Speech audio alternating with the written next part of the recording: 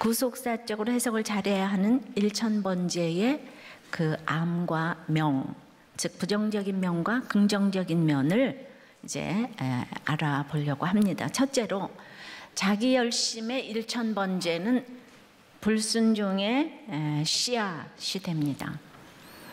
이 솔로몬의 처음 이제 통치 후 처음 행동이 이 불신 결혼과 산당 예배인데요. 이제 나중에 결론을 보면 애초부터 불순종의 씨를 잉태하고 있는 것 같아요. 그래서 먼저 1절의 불신 결혼을 보겠습니다. 자, 시작. 솔로몬이 애굽의 왕 바로와 더불어 혼인관계를 맺어 그의 딸을 맞이하고 다윗성에 데려다가 두고 자기의 왕궁과 여호와의 성전과 예루살렘 주위의 성의 공사가 끝나기를 기다리니라. 이제 바로 전 구절인 2장 46절에 아도니아 등의 그 악을 다 분별해서 결단을 하고 나서 나라가 솔로몬의 손에 견고하여지니라 이후에 바로 다음 구절에 이 솔로몬이 애굽의 왕 바로와 더불어 혼인관계를 맺어 그의 딸을 맞이했다는 이런 말씀이 나옵니다. 그러면 우리가 또 있잖아요. 띵크를 해봐야 되잖아요. 아마도 아도니아 등의 반역을 겪고 신하들을 처단하고 나니까 두려웠을 것 같아요. 이해가 됩니다. 이 나라를 장악해야겠는데 그러면 바로의 딸과 결혼을 하고 싶다고 또 그거 할 수 있는 것도 아니잖아요. 지금 생각해보면 완전 로또 아닙니까? 애굽에서 400년 노예 노릇하다가 쫓겨났는데 그 나라 왕이 지금 딸을 주겠다는 거잖아요. 그런데 바로의 딸을 다윗성에 이제 데려다가 두고 그랬잖아요.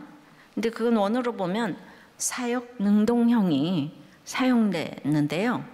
그러니까 솔로몬이 바로의 딸을 자신의 의지와 판단에 따라 능동적으로 취하여 다윗성으로 이끌었음을 보여줍니다. 그러니까 정략 결혼에 있어서 솔로몬의 주도성을 보여주는 것이고 당시 이스라엘의 강성함을 드러내고 있기도 해요. 그러니까 솔로몬이 좋아해서 공주를 데려왔으니까 너무 돈에 팔려가는 것도 아니잖아요. 그죠? 예. 세상적으로는 얼마나 축복입니까? 지금의 트럼프의 딸인 이방카나 시진핑의 딸을 주고자 했다면 지금 거절할 사람 손 들어봐요. 이 정치적으로 얼마나 이익이에요. 지금 이제 북한 때문에 골머리 썩는 거 한 방에 해결 아니에요? 그리고 그 대단한 애굽의 침공을 막을 수도 있을 것이고 주변 나라의 침공도 애굽이 도와줄 수 있을 것이고요. 그리고 이제 백성들은 저거 불신결혼이야 이러면서도 속으로는 그냥 속으로는 뭐라 그럴까요? 그러니까 겉으로는 안 돼 이러면서도 속으로는 좋아. 백성들이 그냥 이 나라의 유익에 그냥 이익이 되니까. 엄밀히 출애굽기 34장 6절이나 여호수아 등에 보면 이렇게 문자적으로 가나안과의 혼인 금지만 있기에 솔로몬이 애굽의 바로의 딸과 결혼한 것은 율법을 범한 일이 아니라고 이렇게 해석할 수도 있어요. 그래서 솔로몬의 이방 후비들이 솔로몬으로 하여금 우상숭배에 빠지게 한 것에 대해서 이렇게 11장에 보면요, 바로의 딸은 좀 제외되었다고 그렇게 이제 볼 수도 있어요. 그리고 또 아가서와 시편 45편 10절 11절 보면 거기 바로의 딸을 암시하는 내용이 나오는데 그 둘의 애정 관계도 이제 있었어요. 그러니까 정략 결혼임에도 사랑까지 한다면 무슨 할 말이 있겠습니까? 게다가 역대하 8장 11절에 보면 솔로몬은 바로의 딸이 여호와의 궤가 있는 다윗 궁에 머물게 하는 것은 적합하지 않다고 생각해서 솔로몬 궁전이 건립될 때까지만 그를 다윗성에 임시로 거하게 하였다고 지금 표현을 하고 있죠. 근데도 그 세월이 20년이나 돼요. 사실 그래서인지 유대 전승에 의하면 바로의 딸이 유대교로 개종하였다고까지 전하고 있어요. 그러면 그런 바로의 딸을 데려다가 개종까지 시켰으면 이거 찬양받을 일 아닙니까? 나라와 교회를 생각할 때 너무나 모든 것이 이치에 합당해 보이지 않아요? 예. 이럴 때 솔로몬이 바로의 딸을 이방인이라고 결혼하지 않기는 정말 낙타가 바늘기로 들어가는 것보다 더 어려웠을 것 같아요. 그러나 좀 더 생각해 보면 이것은 불신 이방인과 혼인을 금하고 신명기 17장 16절에 말과 병거를 두지 말고 애굽으로 다시는 돌아가지 말라고, 또 많은 은혜를 얻지 말라고 하는 하나님의 본질적인 명령을 어긴 것이에요. 우리 물론 요셉도 애굽 땅에서 온의 제사장 보디베라의 딸 아스나과 결혼했었어요. 총리니까 어쩔 수 없었지만은, 그래서 예수님의 조상으로 유다에게 밀린 것 아닌가 생각도 되거든요. 그냥 문자적으로 이방인과의 결혼이 나쁘다는 건 아니에요. 불신 이방인과의 결혼이 안 되는 건데, 이제 그럼에도 가나안 과부 모압 여인 룻은 또 예수님의 직계 조상이 되었습니다. 그러나 그 이방 불신으로 이렇게 돌아오기는 하늘의 별 따기라는 거예요. 낙타 바늘개 이 정도로 생각하면 됩니다. 근데 문자적으로는 이스라엘이 하나님의 제사장 나라이다 보니까 요셉도 전 세계 최고의 강대국 그 애굽 총리가 되었고요. 솔로몬도 애굽의 왕이 자기 딸을 주고 싶어할 정도로 이 세상에서 최고의 나라 역할을 했습니다. 그 역할로 분명히 쓰였어요. 그러나 이후에 솔로몬을 보면 이 일이 강력히 올무가 이제 된 것을 보게 됩니다. 바로의 딸도 사랑했는데 11장에 보면 이방 여인들도 아주 많이 사랑했다고 하죠. 그냥 사랑한 게 아니고 자발적으로 집착적으로 연애하고 사랑했다고 하는 거예요. 그래서 그들을 포함해서 여자를 1000명이나 얻어들이게 되는 시초가 되는 것입니다.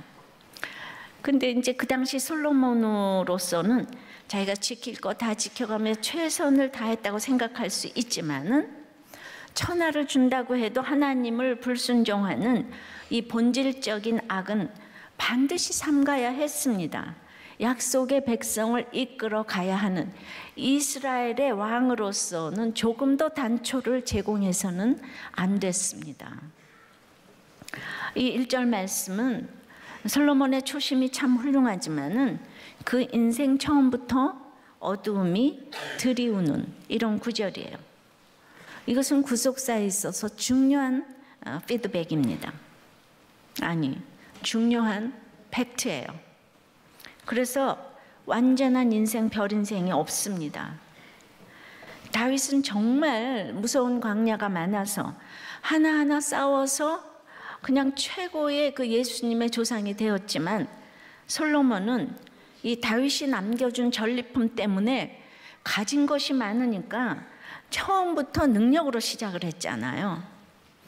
그러니까 무섭게 그 자신의 이 불신 결혼을 합리화시키고자 그 능력으로 일천번제를 드리지 않았나 싶습니다.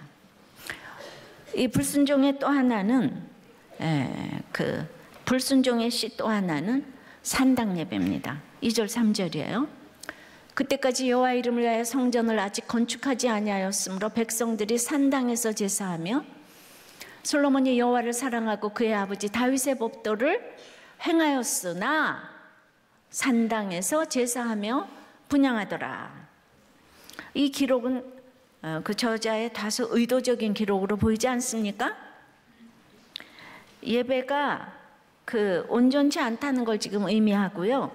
열왕기상은 이스라엘이 바벨론에 왜 포로로 잡혀갔는지를 밝히고 비판하는 책이에요. 지금. 그러니까 여호와의 성전 건축이 아직 끝나지 않아 산당에서 제사를 지내고 있다요. 그러니까 솔로몬의 일생의 비전은 성전 건축이에요. 안주나 성전 건축 때문에 내가 랄랄랄라 성전 건축 때문에. 그래서 의미 부여를 합니다. 그리고 이유가 타당하기도 합니다.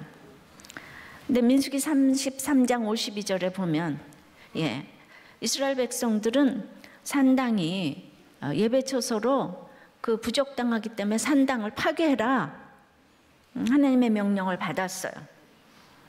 근데 이제 그럼에도 불구하고 왜 산당에 예배를 드렸냐 하면요, 그 가나안 정착 후에 이제 실로에서 이제 성막을 세웠어요. 그런데 그 법궤를 블레셋과의 전쟁 때 뺏겼잖아요.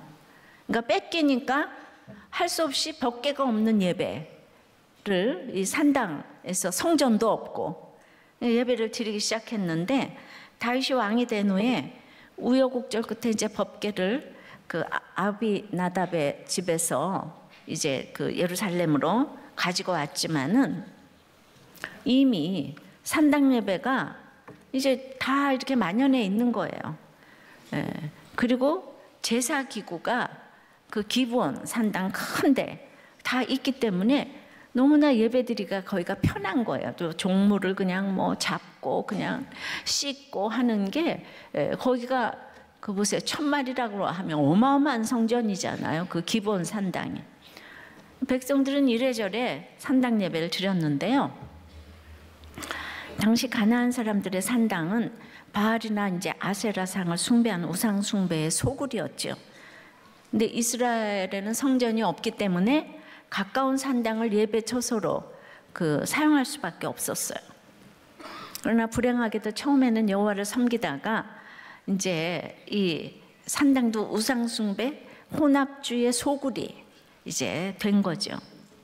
이 샤머니즘적 기도는 종종 하나님을 조종하는 주술과 같아요. 이 기도가 마치 자신의 뜻을 관철하기 위해 그 신을 조종하는 행위가 되어버리는 거죠. 그래서 샤머니즘에는 주고받기식의 사고방식이 그 근간에 깔려 있어요. 신을 조종하기 위해 투입을 극대화하는 것이 바로 이 치성행위고, 지성이면 감천이라고 하는 거죠. 이게 샤머니즘이에요. 그래서 일천번제가 효력이 있다고 이렇게 생각을 하게 되는 거예요. 그래서 솔로몬 성전이 그리도 화려하게 지어진 후에도 이 산당은 없어지지 않았어요. 저는 여기에 솔로몬의 불신결혼이 한 역할을 했다고 보죠. 그 많은 여인들이 그들에게 그 이방 땅인 이스라엘로 시집을 왔잖아요. 근데 모압, 에돔, 어쩌고저쩌고 많은 그 밀곰신, 아스타롯신 막 섬겼잖아요. 근데 1000명이면은요, 그 짧지도 않은 시간에 솔로몬이 빨리 죽었잖아요. 근데 1000명의 여인이 무쇠 같은 그 솔로몬이라도 하루씩 자려면 3년은 걸리잖아요. 근데 뭐 솔로몬이 무쇠예요. 그러니까 10년이 가도 하루도 못 잡은 여자도 수두룩이지. 그리고 게다가 또 빨리 죽었잖아요. 그러니까 이 여자들이 너무 외롭잖아요. 그러니까 가지고 온 그 우상의 우상 단지를 다 섬기는 건데 그거를 이제 허용한 거예요. 그러니까 이것이 이제 산당 예배로 이제 이어지게 된 거죠. 당시 사독 제사장이 섬기던 기브온에는 큰 산당이 있었는데요. 사독은 압살롬의 반역 때 다윗을 도와준 고마운 제사장이기 때문에 산당 나름의 정당성을 가지고 있었어요. 근데 결국 이 산당 예배는 이스라엘을 타락시키는 아주 온상 역할을 했습니다. 자, 근데 지금 이제 산당 예배를 드릴 수밖에 없는 이유를 얘기를 했어요. 다윗 때도 드렸어요, 산당 예배를. 그런데 아무리 그럴지라도 다윗은 산당에서 예배를, 제사를 지냈다는 표현 자체가 없어요. 근데 솔로몬은 왕이 되어 처음에 한 일이 바로의 딸을 다윗상에 데려다 두고 그 다음에 한 일이 산당에서 제사를 지냈다는 거예요. 아무리 일을 하면 뭐합니까? 처음이 틀렸어요, 첫 단추가.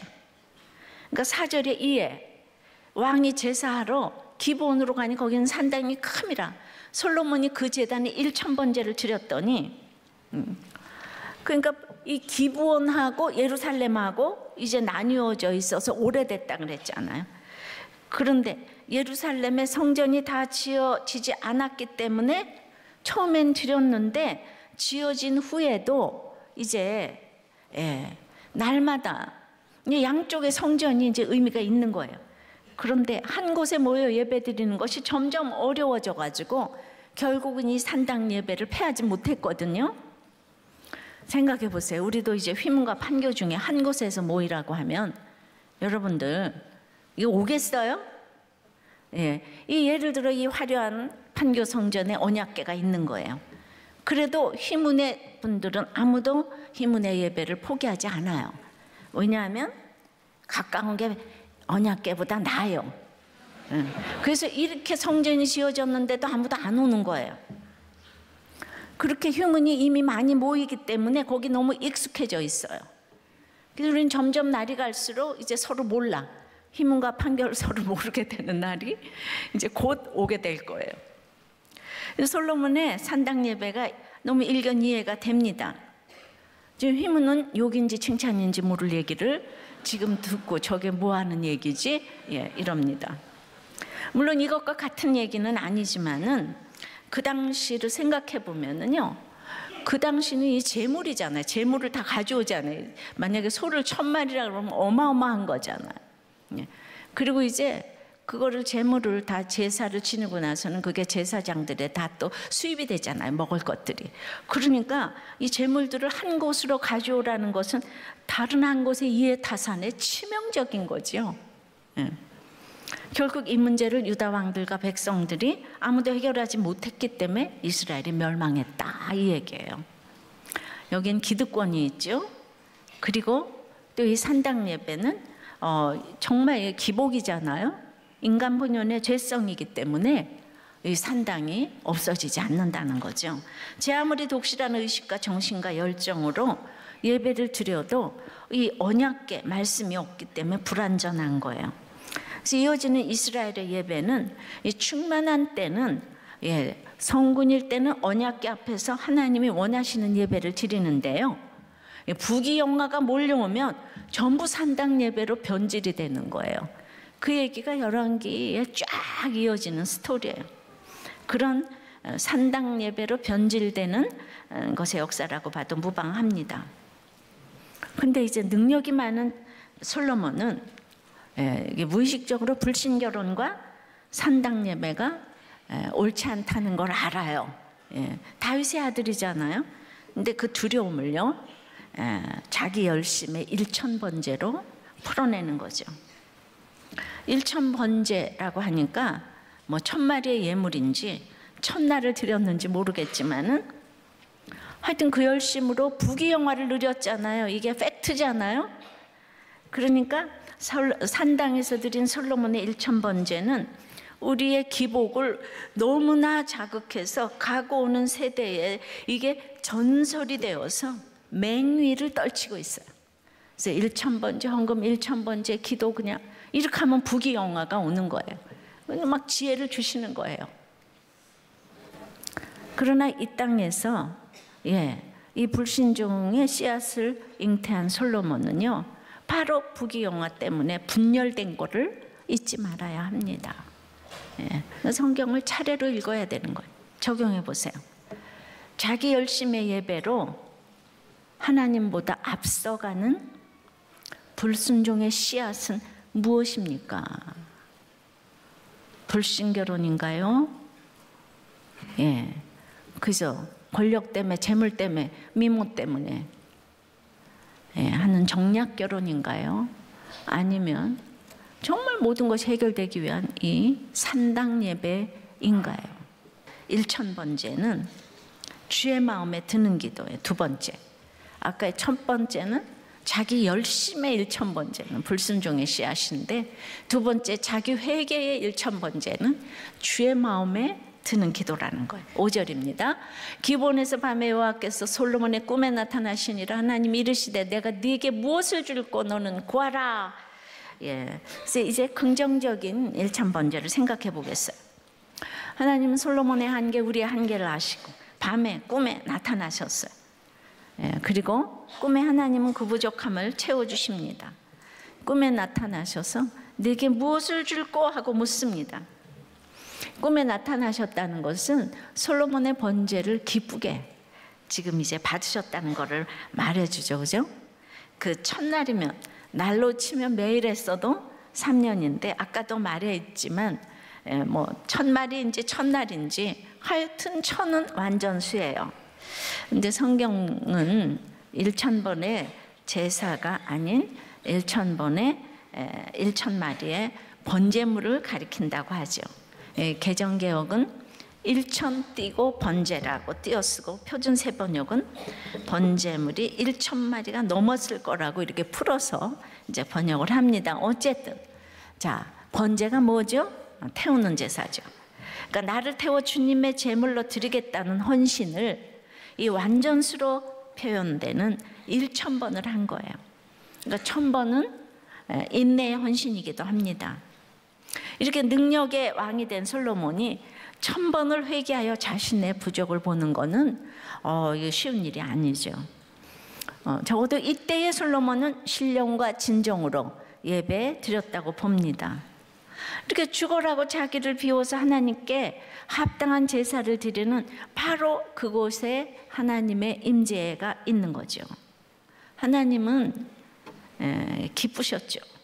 그래서 하나님이 네가 기도하는 주제가 뭐냐? 물은 거예요. 여러분 어떠세요? 하나님이 밤에 꿈에 나타나셔서 여러분들한테 무엇을 줄꼬 하면 뭐라고 얘기하겠어요? 하나님 마음 변할까 봐 당장 랄랄랄랄랄라 그죠? 뭐 외치시지 않겠습니까? 근데 솔로몬이 이제 1000번 번제를 드리고 자기를 비워 그 회개와 헌신을 하니까 주님의 마음에 드는 기도를 하게 됐어요. 이제 그 기도가 뭔가 하면 이제 듣는 마음이라고. 그래서 우리가 이렇게 1000 번제를 드릴 때 그게 고통이잖아요. 내가 자기를 1000번을 태운다고 생각해 보세요. 그렇게 고통이 있을 때 우리는 기도의 대상을 만나게 돼요. 이 고통이 없으면 기도의 대상이 하나님이 될 수가 없어요. 그거 속지 않으시죠, 하나님이? 그래서 기도 순서를 생각해 보면, 그래서 하나님 아버지가 첫째잖아요. 대상이 하나님 아버지인 거예요. 내가 아닌 거예요. 하나님 아버지 감사합니다. 제일 긴 손가락 용서해 주세요. 교만. 약속의 링, 약속에 의지해서 예수님 이름으로 기도합니다. 이게 기도 순서인 거예요. 여기다 살을 붙이는 게 기도예요. 그래서 솔로몬이 이제 6절에 솔로몬이 이르되 주의 종 내 아버지 다윗이 성실과 공의와 정직한 마음으로 주와 함께 주 앞에서 행함으로 주께서 그에게 큰 은혜를 베푸셨고 주께서 또 그를 위하여 이 큰 은혜를 항상 주사 오늘과 같이 그의 자리에 앉을 아들을 그에게 주셨나이다. 솔로몬은요, 자신이 왕이 된 것은 아버지 다윗이 공의와 정직을 행해서 하나님이 큰 은혜를 베푸셨고 그 큰 은혜로 아버지의 자리에 앉을 아들을 아버지에게 주셨다는 거예요. 그러니까 모든 영광을 하나님과 아버지 다윗에게만 돌립니다. 자기의 공로는 하나도 없어요. 이게 바로 하나님의 영광, 하나님, 기도의 대상이 하나님인 거예요. 이게 바로 감사한 거예요. 그러나 이렇게 엄청난 특권을 주셨음에도 나의 교만과 세 번째 나의 무능 때문에 안타까운 것을 간구하는 거예요. 그래서 7절에 나의 하나님 여호와여, 하나님이 나의 하나님 여호와, 아버지 하나님이 나의 하나님인 걸 고백하면서 이 개인 구원을 확신하면서 기도하는 거예요. 나의 하나님 여호와여, 주께서 종으로 종의 아버지 다윗을 대신하여 왕이 되게 하셨사오나 종은 작은 아이라 출입할 줄을 모르고 난 너무 무능하다, 난 부족하다. 그래서 주께서 택하신 백성 가운데 있나이다. 근데 그 백성들은 그들은 큰 백성이라 이게요 세상 백성이 아니에요. 믿는 백성이에요. 큰 백성이라 수요가 많아서 셀 수도 없고 기록할 수도 없어요. 누가 주의 임하는 백성을 재판할 수 있사오리까? 제가 어떻게 여러분들을 재판하겠어요? 수요가 많아서 셀 수가 없어요. 이제 이게 그 시청자들까지 합치면 그 많은 수요를 제가 어떻게 셀 수가 있겠어요? 예, 기록할 수도 없어요. 예, 그래서 정말 저는 너무 연약하고 부족하고 아이라 이 말이 제 얘기이기도 합니다. 그러면서 듣는 마음을 종에게 주사 주의 백성을 재판하여 선악을 분별하게 하옵소서. 내가 구하는 건 오직 듣는 마음이에요. 듣는 마음. 예. 그래서 이제 이 얘기는 내 힘으로 양육과 상담할 수가 없어요. 내가 어떻게 주님을 믿게 할 수가 있겠습니까? 내 입으로 누구를 믿게 할 수 있겠습니까? 이 얘기 했어요. 그래서 이 구절에서 이 기도의 결론으로 듣는 마음을 주셔야 돼요. 그래야 내가 선악을 분별할 수가 있어요. 예. 그래서 이 듣는 마음이 지혜로운 마음이고, 지혜로운 마음은 십자가의 마음이에요. 예, 이 문자적으로 귀 기울이는 마음이고, 결론이 듣는 마음이죠. 그래서 솔로몬의 구하고자 하는 가장 중요한 핵심이 바로 이 듣는 마음이죠. 하나님께 잘 들어야 사람들 말을 잘 들을 수 있어요. 그래서 understanding mind라고 하죠. 그러니까 1000번째는 불공들이는 기도가 아니에요. 비나이다가 아니에요. 늘 큐티 설교하면서 제가 말씀해 주세요, 듣겠습니다 하잖아요. 바로 이거예요. 말씀을 잘 듣고 하나님의 뜻을 깨달아야 신받다인 거예요. 산삼을 캤어요. 신받는데 딴 게 필요가 없어요. 이때 솔로몬이 기도한 것은 능력의 기도가 아니라 순종의 기도인 거예요. 늘 말하지만 능력은 하나님께 있기에 그 능력을 가져다 쓰려면 능력의 주인이신 주님의 마음을 움직여야 되잖아요. 그러니까 주님의 말씀을 듣고 순종해야 하는 이 기도인 거예요. 그러니까 아무리 지극정성이어도 하나님의 뜻에 어긋나는 기도는 응답될 수도 없고 돼서도 안 됩니다. 기도는 하나님과의 교제를 통해서 하나님의 뜻을 분별하고 하나님의 뜻을 이루기 위해 자신의 의지를 드리는 과정인 거예요. 따라서 기도한 후에 취할 태도는 소원 성취에 대한 기대보다는 나의 순종이에요. 순종. 기도응답은 나의 순종이에요. 능력은 기도의 한 결과일 수는 있지만은 본질은 아닌 거예요. 기도는 하나님과의 대화예요. 대화를 통해 내 속의 욕심을 돌아보고 때로는 꺾기도 하면서 결국에는 하나님의 뜻으로 행하는 행하기로 결단하는 과정인 거예요. 그래서 백성을 존중하는 섬김은 들음의 리더십이라고 할 수 있는 거죠. 내가 죽어줘야지 들을 수가 있어요. 그래서 듣는 마음을 종에게 달라고 기도하는 거예요. 이야말로 큐티 기도 아닙니까? 번제는 태우는 기도, 회개 기도예요. 1000번이나 나를 태우고 나를 비우는 훈련을 그렇게 완전수로 하면 이제 헌신할 수가 있는데요. 이거는 완전히 듣는 마음인 거죠. 10절에 보니까 솔로몬이 이것을 구하며 그 말씀이 주의 마음에 들었다는 거예요. 그래서 1000번죄의 최고의 응답은 듣는 마음이에요. 뭐라고요? 듣는 마음이에요. 솔로몬이 하나님께 듣는 마음을 달라고 했을 때 하나님께서는 그 하나님의 말씀을 듣는 것과 백성들의 소리를 듣는 걸 너무 좋아하시지 않았겠습니까? 백성들의 고난과 아픔을 가만히 들으면서 하나님의 지혜를 받을 때 섬김의 리더십이 나오는 거예요. 자, 그러니까 11절에 하나님이 너무 좋아가지고 이 하나님이 그에게 이르시되 네가 이것을 구하도다. 자기를 위하여 장수하기를 구하지도 아니하고 부도 구하지 아니하며 자기 원수의 생명을 멸하기도 구하지 아니하고 오직 송사를 듣고 분별하는 지혜를 구하였으니 이게 하나님의 마음에 합한 기도인 거예요. 무병장수 부귀영화 구하지 않았어요. 주님은 먼저 하나님의 나라와 의를 구하라 하셨습니다. 마태복음 6장 33절에 그런즉 너희는 먼저 그의 나라와 그의 의를 구하라. 그리하면 이 모든 것을 너희에게 더하시리라. 야고보 4장 3절은 구하여도 받지 못하면 정력으로 쓰려고 잘못 구하기 때문이라. 자, 적용해 보세요. 여러분은 이 듣는 마음의 기도응답을 위해서 내가 썩어지고 죽어지고 미랄이 되고 불태워지는 1000번의 이 회개 기도를 하셨습니까? 말씀이 안 들린다 그러지 말고 들리기 위해서 회개를 이 1000번 완전수의 회개를 하셨습니까? 이처럼 솔로몬의 통치 초기에는 권력을 사유화하려는 어떤 모습도 찾아볼 수 없어요. 그는 자신의 왕됨을 부르심으로 알고 오직 그 일에 충성하려고 하는 이 관심만 있었어요. 12절 3절입니다.